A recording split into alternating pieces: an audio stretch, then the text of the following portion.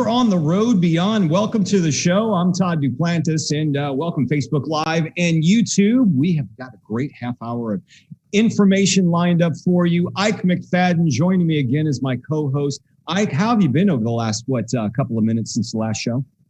Oh, it's fascinating. I saw all kinds of unexplained objects in the sky, and I had a mental breakdown. It was brief, but great. Well, we kind of ended on an abrupt note discussing the UAP phenomena with the big report that was released last week. And I think we came to the conclusion, all of us can conclude, the report was a waste of time. Well, I mean, it was, and I'm skeptical about this stuff. I mean, the fact that there was a report, okay, that's a slight win, I guess, for people who are interested in this topic. Yeah. The fact that the government or some person in the government bothered to type up 7 pages.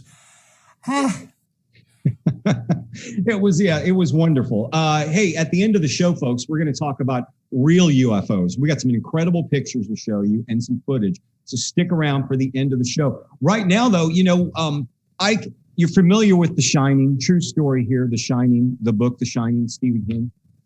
I have read books, yes. Okay, all right. The original Shining didn't take place at the Stanley Hotel in Colorado, but it was based on the hotel. And I think they shot the miniseries, which you've seen the miniseries, didn't you? It came out in the 90s. Was a Shining miniseries? Yeah, it was a Shining, second version of this movie. I don't remember the 90s. Much. Okay, well, you don't remember the 90s. Anyway, that was actually filmed at the hotel, the Stanley Hotel, known as haunted. And a few years ago, our guest took a picture at the hotel. I believe it was 2016. Interesting thing about our guest, Ike, I used to work with him many years ago. In my news days, we were compadres at Fox 26 News. Yeah, that's true. And years later, he took probably one of the most famous ghost pictures around. He was on all types of shows. We're going to talk more with him about it in a moment, but his name is Henry Yau. That's right. Henry is the spokesman for the Children's Museum in Houston, America's #1 children's museum, as it happens. He's an award-winning communicator and storyteller. He's an avid traveler, 30 countries in less than 20 years. Wow. All right. Henry's giving me a run for my money. I'm close to that. He grew up in the Venezuelan Andes, immigrated to the U.S., to Oakland, Chinatown, at 12 years old, and took the bus to an adjacent school district, not knowing English at all. That is a brave fellow, but that's how you travel. That's the way to travel and throw yourself in the deep end.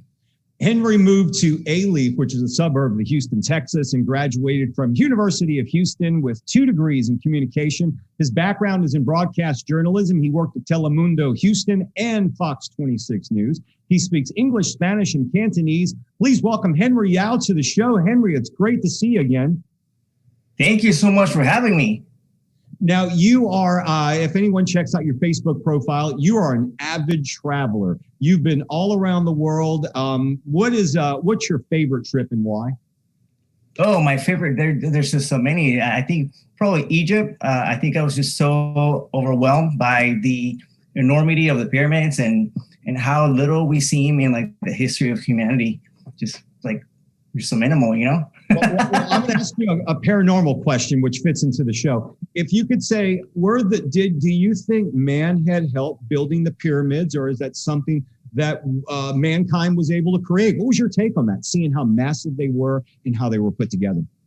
I mean, I'm a huge fan of the ancient alien theory, the belief that maybe someone from outer space came. I mean, I think it's possible that, we've sort of, that knowledge was shared with us and that we evolved from there. So I think it's a huge possibility. Well, let me ask you something. It sounds like you and I both travel a lot. I'm close to you. I've been to maybe 25 or 30 countries in the last 10 or 15 years. And to me, one of the things I love about it is, I kind of joked about this in your intro, but being thrown in the deep end about a place where you don't know anyone, don't speak the language. And that's one of the things that I love about you really get to know what's going on because you have no choice. What got you into travel? I think when I was little, my parents used to have this collection of encyclopedia. It's like this history encyclopedia, and it would have all like Greek architecture and Roman and all the statues. And I think just seeing that as a little kid, I was like, are these places like seriously real? And I always wonder like if it would be possible to one day actually go there in person and see those monuments myself. So I think that sort of triggered my inspiration for traveling. Well, Henry, we shared your picture in our social media that you took, I think it was 2016. It was taken at the Stanley Hotel in Colorado. Let's talk about your trip there. Why did you choose to go to the Stanley? Super funny story. And I start because I got there through Groupon. So many years ago, I have a friend who lives in Denver. And I was going through Groupon and I saw, wow, Stanley Hotel weekend. Like, that's a really like good deal. And I was just like, I'm gonna book it. And so I booked it, but I had not gone there. Like I never made it a point to go to Denver until in 2016. I was like, hey friend, let's go to the Stanley. I've got this Groupon. You wanna go? And that's the reason how I ended up at the Stanley Hotel.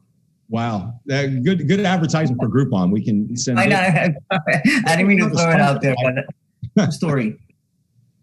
Well, so did you know the history of the hotel before this, or was it in the Shining connection, Stephen King and all that, or was this totally happenstance? Yeah, I was familiar with the story. I knew that was the hotel that Stephen King had gone to, and something happened to him in there that inspired him to write The Shining. And I knew that the one that was shot in the movie was not the hotel that was shown in Colorado. And so I knew that's as much as I knew about it. But otherwise, everything that I know about it, I learned while I was there. Did you have, leading up, we're going to get to the photo in a second because people really want to hear about that, but did you have any weird experiences leading to taking the photo? Anything strange happen? Not at all. Actually, as a matter of fact, when I took the photo, I didn't realize that I had captured something. So that whole night, we had dinner. Then I just wanted to go around the hotel and take photos, as I normally do at any single trip that I go to. And nothing really strange happened until the night. So that night I felt ill, like extremely ill. Like I'm talking about like cold sweats, stomach ache, just shivers that whole entire night. And it was this weirdest thing. So that is the only strange thing that happened during that visit. And go ahead. Let me ask you a couple part question here, and then I'm going to step aside here, and then Todd can bring you back. But so you grew up in Venezuela, but you speak Cantonese. Yeah, I speak 3 languages. So I at home, I spoke Cantonese with my parents. Then I went to school in Venezuela, so I spoke Spanish with my friends. And then my parents sent me off with my sisters to California, and that's where I had to learn English.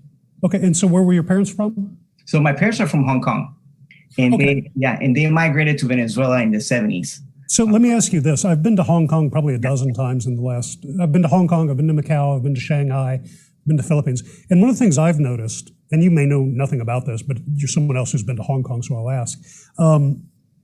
You see, there's a lot of, like, feng shui is a very big thing about how they build the entire waterfront in that area. And so there's this sort of, this sense of spirituality that you see in a big city there that I've never encountered really much in the West. But at the same time, I wasn't aware, and it could have been my ignorance, I didn't pick up on a whole lot of folklore from that region. Are you aware of any of that, or? So in terms of like Hong Kong and all those areas, absolutely lots of superstition stories. Like for example, we cannot hang a mirror in front of our bed because it's bad. It's bad luck, because the theory is that if you wake up, fortune goes to you, but if it sees your reflection, it'll go to the mirror and it'll bounce off. So there's a lot of superstition in Asian culture. And so I grew up with all that kind of stuff. Like, we could never leave, like for women, you should not leave your purse on the floor because it's dirty and it's bad luck. And so like, it means that you're gonna waste, your money is gonna go to waste. So do not put your purse on the floor. It's those type of things. So lots of interesting stuff growing up with a lot of superstition. And did that, one of the more, and I'm sorry to harp on this, it's just an interesting topic for me. one of the things I thought was interesting about Hong Kong was it's one of the few places where you see a real meet-up between, well, like even just British culture and Chinese culture, or traditional Chinese culture. And do you think there's any kind of overlap there? I mean, is any of the spirituality or folklore, is that enmeshed as well, or does it still retain mainly a Chinese character? Oh, no, absolutely. I think it's totally overlapped. You know, over 100 years with, you know, the British being part of of Hong Kong, I think there's definitely like an overlap in superstition, in culture, and in beliefs. Yeah, for sure. And I think that was sort of integrated within my family, my parents, my dad's family. Is that, yeah, for sure. Yeah, there's definitely that exists. Well, that's fascinating. Sorry, I didn't mean to go on a Hong Kong. No. So we are talking with Henry Yau. His day job is he is the spokesperson for Children's Museum Houston. He's here in the Houston area. And Henry, we're talking about a famous photo you've taken at the Stanley Hotel. Of course, you were talking about the fact the night you'd taken the photo at the hotel, you felt sick. When did you look at the picture and notice there was possibly an apparition in the picture? So it wasn't until the following day. That whole night I was super sick. The next morning, my friend was going to take a hotel ghost tour.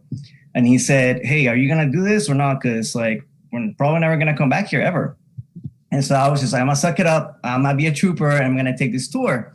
So during the tour, you know, everybody, you know, they're telling you the history. They take you to the basement. They tell you where Stephen King stayed that night. They also tell you where Jim Carrey also, who shot Dumb and Dumber in there. Yeah. And how he had an episode where he felt like somebody was watching him and he just could not stay for the whole night.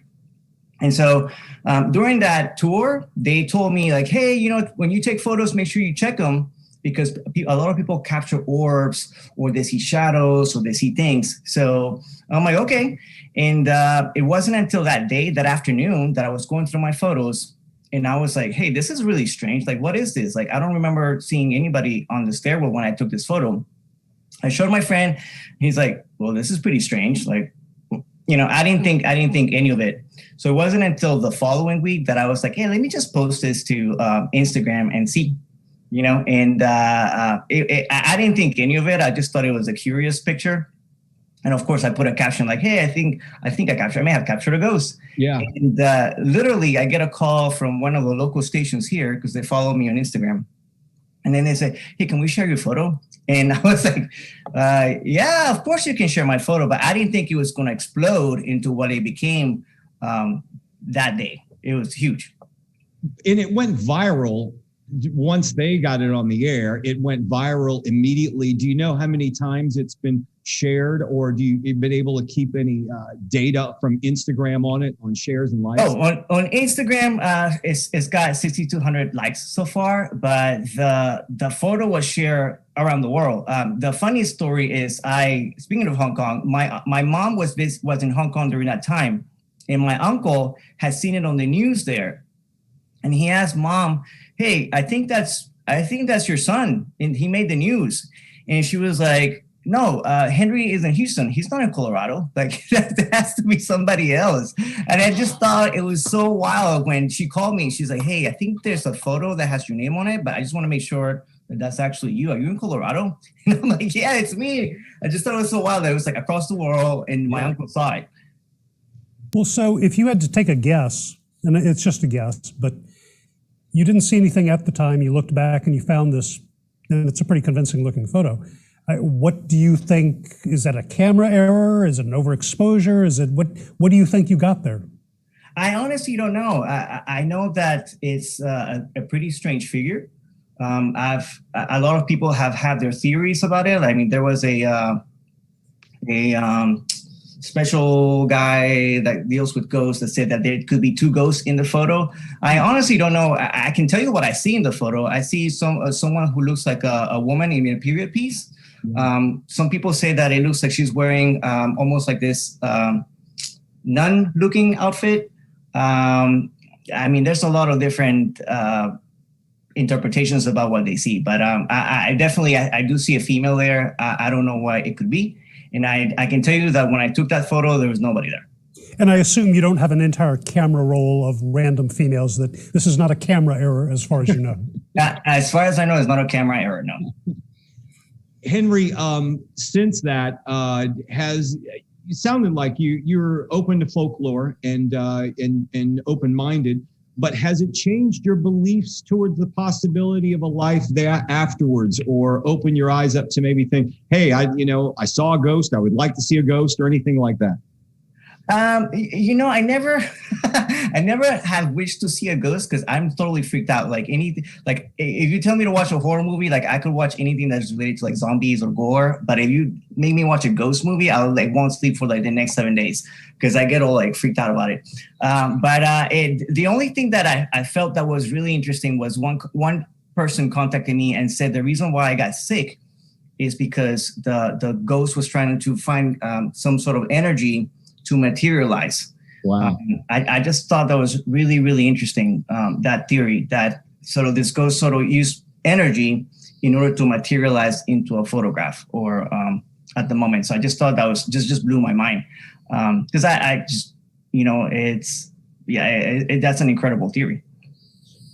We've had people on the show before talking about how ghosts can use or get energy, try to get energy from people. So that is an interesting theory on that. But you're saying that the picture that you've taken of the ghost, you didn't take it till the next day, but the night before is when you were ill. The next day you went on the tour, and that's when you took the picture inadvertently. No, the other way around. So okay. I took a picture that night, then I got sick, but I didn't check my photos until after the tour. Okay. Mm-hmm. Wow. And it turned in, how has life been for you after this? I know when this happened, I can't remember where I was, but I remember I saw your name and I'm like, hey, that's Henry. And you were on like Inside Edition or something, and what has life been after that? Because I know everybody, it's like a whirlwind because the news cycle is going, but do people still reach out to you because of this picture? Absolutely. To this day, it gets really popular during Halloween time. It's almost like if during Halloween time, it becomes like top 10 places to see a ghost or whatever. And then, they use my photo. I've been, and I think last year alone, I think there was somebody from Finland contacted me to ask if they could use the photo. So it happens every year. It happens all the time and when I least expect it. But during Halloween, man, it's like, it's super crazy. That's when I get a lot of requests asking if they could use the photo. Well, I hope you're working out a good licensing deal or licensing plan. Yeah, what's that new thing where you can sell digital images? There's a term for that. Ike, you should. Oh, the NFT thing? Yeah. Maybe you should do this, Henry. Sell the NFT there. Could go towards your retirement one day. That's a great idea. I'll look into that NFT. Yeah. Well, I'll handle it. No, it's okay. I'll let you know how it goes. A broker. He's an NFT broker on the side. So there you go. Henry, nowadays, of course, you've moved on from news and you've been with the Children's Museum of Houston for quite some time. Real quickly, you guys are one of the best children's museums in the country. Tell us briefly about your time there. You've been there for a while now. I've been there for 15 years. Right when I left Fox, I went to the Children's Museum and I'm stuck there. It's a great place for families. I love my job. I love promoting a place for families to find resources and for children to learn, but also to have fun. So I think that's the reason why I stuck there for so long. Incredible. Henry, thanks for being here on the show and taking one of the most famous ghost pictures out there. We appreciate you telling us the story behind it. Thank you for having me. All right. Take care, Henry. So Ike, we didn't get Pete into this conversation. Pete, what was your take? You've seen the picture. You're a ghost expert. You run Lone Star Spirits and have been studying these for years. What was your take on the picture? Had you seen it before? I've seen it and it looks very interesting. I know that I've heard stories about other folks having experiences there as well. It's a possibility. Would like to go there myself and see what I could get. So, Pete, what do you? I know you know a bit about technology. What are some prosaic explanations for this? Do you think? Well, there's many different theories. You have your interdimensional. No, I said prosaic. Do you know what that word means? I have no idea what it means, sir. I thought you made it up. Hold on, I Google. Let me look it up here. It means more normal. I mean, because it's a very convincing looking photo. I kind of thought knowing you, I thought it was like Prozac, and I was just going to gloss over it. No, fair point. But no, I mean, like I said, it looks very convincing. What are some of the less exotic explanations you can think of? Mannequin. Okay. I mean, it could be, but he's taken other pictures there. It just appeared in one picture, though. That's the problem with trying to guess at things that when you look at them, you're not really there, so you don't know what's in the shot when they take it. So you don't know if it could have been something there to show a period piece. It could have been something that popped up in a spiritual way, because we do have there is ways that we do see spirits either through dimensional different pieces of time, right. Place, memory. Our psychic selves picking something up or broadcasting it into the area. I mean, it's just there's a lot of different ways that things could happen. Like I said, the hardest thing is that you're just not there when they take it, so you really don't know what's going on. Certainly an intriguing picture and very famous one. Yeah, and he seems very genuine. It doesn't seem like he has any agendas there. Right. Yeah, he just shared it in social media, and boy, social media. Yeah. Okay, guys. So we want to talk about a UFO incident, and the reason I wanted to talk about this because I found this article, and this is an incident that happened back in 2007 through 2009, a series of UFO sightings, and they were in Turkey, Kumburgaz. Is that how you say it, Nate? I don't speak Turkish. I don't know. Well, he's usually our Turkish expert. Anyway, what happened was, and Pete, I don't know if you're familiar with the story, but some investigators, they heard about this UFO sighting. So they go back out and they're staring across a lake and they take some video of an alleged UFO that pulls up. You see like a little arc of light.